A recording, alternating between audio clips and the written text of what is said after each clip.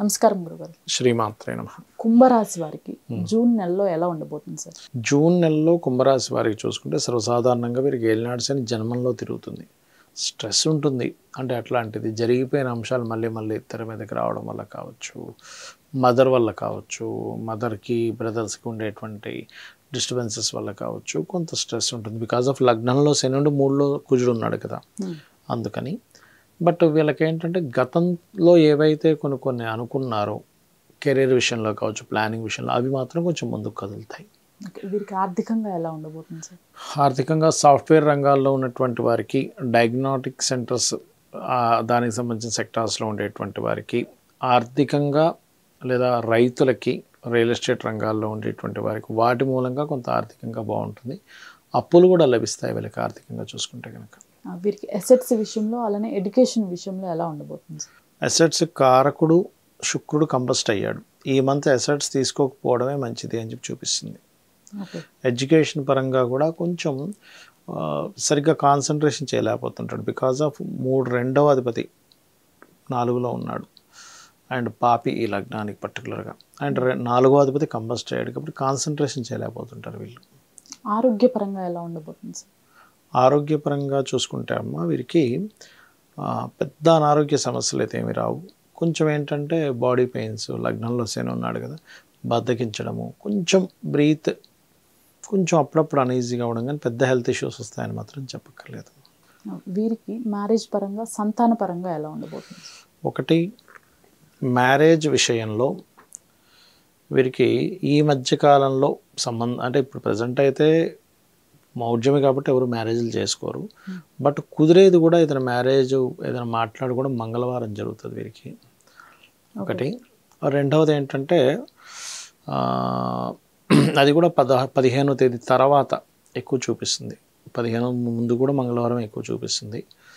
And అలాగే police department రంగాల్లో ఉండేటువంటి వారు, సెక్యూరిటీ సర్వీసెస్లో ఉండేవారు, బాగా ఫిట్నెస్ని మెయింటైన్ చేసే వాళ్ళ యొక్క సంబంధం వస్తుంది వీరికి. అది స్త్రీ అయినా పురుషుడైనా కానీ కొంచెం ఆ వ్యక్తి చూడడానికి కూడా గవర్నమెంట్ ఆఫీసర్, పోలీస్ లాగా ఉంటాడు కూడా వీళ్ళకి ఇప్పుడు వచ్చే సంబంధాలన్నీ కూడా. అండ్ స్ట్రైట్ ఫార్వర్డ్ నేచర్ ఉన్న వ్యక్తులు వస్తారు ఇప్పుడు. అదేవిధంగా వివాహం అనగానే ఏదో ఒక ఘర్షణ కూడా జరుగుతుంది ఈ టైంలో వీరికి. వీరికి జాబ్ అలానే బిజినెస్ ఎలా ఉండబోతుంది సార్? జాబ్స్ విషయంలో చాలా పాజిటివ్గా ఉంది వీరికి. యాక్చువల్గా అంటే మనం నెల ఫలితాలు చెప్పుకుంటున్నాం కానీ 1-2 months దాటితే ఇంకా బాగుంటుంది వీరికి.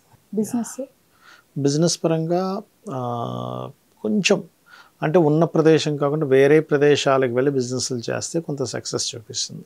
ఈ రాశి వారు తీసుకోవాల్సిన జాగ్రత్తలు ఏంటి సార్? తీసుకోవాల్సిన జాగ్రత్తలు ఏంటంటే అమ్మ, పర్టికులర్గా యాన్స్టస్ ప్రాపర్టీస్ విషయంలో కొన్ని అవకతవకలు జరుగుతాయి, అది ఒకటి చూసుకోవాలి. ఏలినాడు శని ఉంది కాబట్టి కొంచెం బద్దకిస్తారు, ఆ విషయాల్లో కొంత జాగ్రత్త తీసుకోవాలి. ఈ రాశి వారు చేసుకోవాల్సిన పరిహారాలు ఏంటి సార్? పర్టికులర్గా వీరు గణపతి ఆరాధన అండ్ సూర్య ఆరాధన చేసుకోవడం మంచిది. సార్, ఏ రాశి లేని వారు ఎటువంటి పరిహారాలు తీసుకోవాలంటే? అంటే వాళ్ళకి డేట్ ఆఫ్ బర్త్ టైము ఏం తెలియని వాళ్ళు ఒకటేనమ్మా. మెయిన్గా అందరికీ ఎక్కువ ఇబ్బంది ఇచ్చేది కెరియర్ ఒకటి, ఫైనాన్స్ ఒకటి మెయిన్గా ఎక్కువ ఇబ్బంది ఇస్తుంది, లేదా హెల్త్. నేను ఈ మూడిటి గురించి ప్రత్యేకంగా చెప్తాను. ఎవరైనా సరే జాబ్ రావట్లేదు, బెల్లం ఉంటుంది కదా, ఒక పిడికెడు బెల్లం తీసుకుని దగ్గరలో గోశాల ఉన్నట్లయితే గోశాలకు వెళ్ళి గోవుకి తినిపించి వాళ్ళని చేత్తో తినిపించాలి. దేశీ వాళ్ళు గోవుకు తినిపించి అక్కడే గోశాలలో కానీ లేకపోతే ఇంటికి వచ్చి కానీ ఓం మాణిక్య మకుటాకార జానుద్వయ విరాజితాయై నమః చేసుకోమనండి. లేదు మాది బిజినెస్ అండి, జాబ్ కాదు అని అనుకునేటువంటి వారు గోంగూర తినిపించాలి. గోవుకి గోంగూర తినిపించి ఓం ఇంద్రగోప పరిక్షిప్త స్మరతూనాభజంగికాయై నమః చేసుకుంటే సరిపోతుంది. ఓకే. అయితే మరి కొంతమందికి హెల్త్ ఇబ్బంది ఉంటుంది, అలాంటి వారు కూడా బెల్లం తినిపిస్తే కూడా హెల్త్ ఇష్యూస్ కూడా తగ్గుతాయి గోవుకి.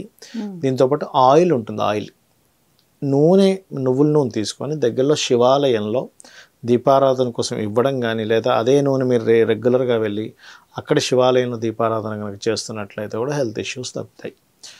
అదేవిధంగా మరీ ఎక్కువగా హెల్త్ ఇష్యూస్ ఉన్నాయి, వైద్యనాథ్ అంటారు దాన్ని, శివుడిది, అక్కడికి వెళ్తే కూడా హెల్త్ ఇష్యూస్ తగ్గుతాయి.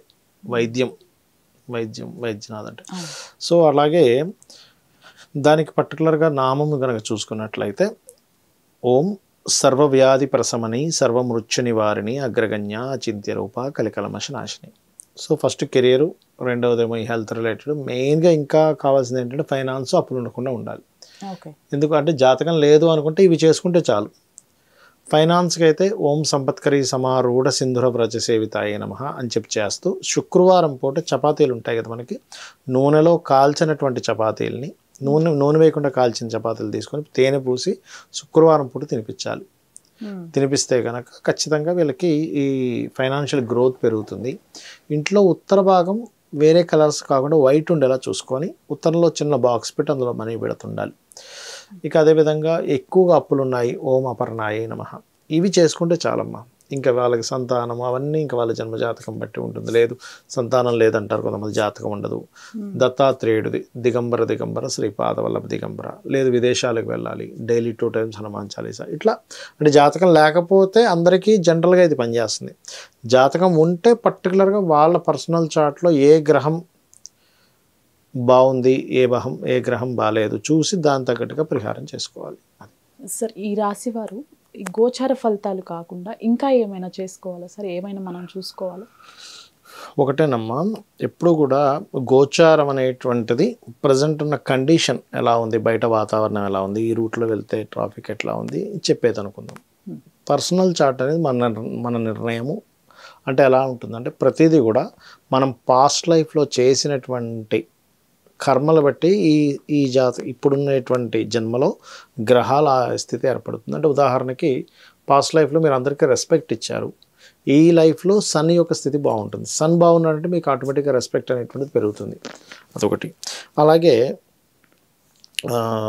మూన్ స్థితి బాగుంది అంటే మానసిక స్థితి బాగుంటుంది. అదేవిధంగా లగ్నం నుంచి 12 భావాలు కూడా, మీకు ధనం రావట్లేదు, మీ సెకండ్ లాట్ ఎవరు, ఏ గ్రహాలతో కాంబినేషన్లో ఉన్నాడు, ఎందుకు రావట్లేదు అని మీ పర్సనల్ చార్ట్లో ఉంటుంది. అలాగే కొంతమందికి అన్నదమ్ములతో సహకారం ఉండదు, థర్డ్ లాట్. ఎప్పుడు మనం గృహం కొనుక్కుంటే మంచిది. ప్రతి ఒక్కరు ఏమనుకుంటారంటే ఓన్లీ ఈస్ట్ అండ్ నార్త్ మాత్రమే బాగుంటుంది అనుకుంటారు. అలా కాకుండా మీ పేరు రీత్యా మీరు ఏ టైంలో, ఏ మంత్లో, ఏ ఇయర్లో ఎటువంటి డైరెక్షన్ తీసుకుంటే బాగుంటుందని మీ పర్సనల్ చార్ట్ చెప్తుంది. అదేవిధంగా సంతానం కావచ్చు, వివాహ సమయం కావచ్చు. చాలామందికి ఏంటంటే నార్మల్గా ఒక ఏజ్ వచ్చిందని వివాహం చేసుకుంటారు. అలా కాకుండా ఈ పర్టికులర్ ప్లానెట్ సప్తమ స్థానాధిపతి ఎప్పుడు శుభంగా ఉన్నాడు ఆ టైంలో వివాహం చేసుకుంటే వాళ్ళకి మ్యారిటల్ లైఫ్ సంబంధించిన విషయంలో బాగుంటుంది. అదేవిధంగా వీళ్ళ జన్మజాతకంలో ఏదైనా 2 మ్యారేజ్ యోగం ఉందా, అలాంటప్పుడు పర్టికులర్గా ఏంటంటే వీళ్ళు అర్క వివాహం కానీ కుంభ వివాహం కానీ ముందుగా జరుపుకొని దాని తర్వాత వివాహం చేసుకుంటే చాలా బాగుంటుంది. ఆ రకంగా దాన్ని చూసుకుంటూ ముందుకు వెళ్ళేది మన జన్మజాతక ఫలితం. అది విదేశాలు కావచ్చు, ఇన్వెస్ట్మెంట్స్ కావచ్చు, లేకపోతే ఏదైనా ఆకస్మికంగా టర్నింగ్ పాయింట్ కావచ్చు. ఒక్కోసారి మన కెరియర్లో సడన్ బ్రేక్ వస్తుంది, అది ఆగడం కావచ్చు, హైకి వెళ్ళడం కావచ్చు. ఎప్పుడుంది ఇవన్నీ మన జన్మజాతకంలో ఉంటాయి. కాకపోతే ఈ గోచార ఫలితాలు ఎందుకు చెప్పుకుంటామంటే ఇప్పుడు మీరు ఒక దగ్గరికి వెళ్ళాలి, వెళ్ళేటప్పుడు మీరు వెళ్ళే సమయం బట్టి మీ డిస్టెన్స్ని బట్టి సమయం చేరుకోగలుగుతారు. అదే మీరు 9 o'clock అప్పుడు వెళ్తే అర్ధగంటలో వెళ్ళాల్సింది గంటన్నర పట్టవచ్చు. అదే ఎర్లీ మార్నింగ్ 6 o'clock వెళ్తే ట్రాఫిక్ ఉండదు కాబట్టి హాఫ్ అన్ అవర్లో వెళ్ళిపోతారు. అది సమయం ఎలా అయితే డిసైడ్ చేస్తుందో మన జర్నీని, ఈ గోచారం కూడా మనం చేసే ప్రయత్నానికి సపోర్ట్ చేస్తుందా లేదా అనేటువంటిది తెలుస్తుంది. అట్లా అనమాట. ధన్యవాదాలు. శ్రీమాత్రే నమః.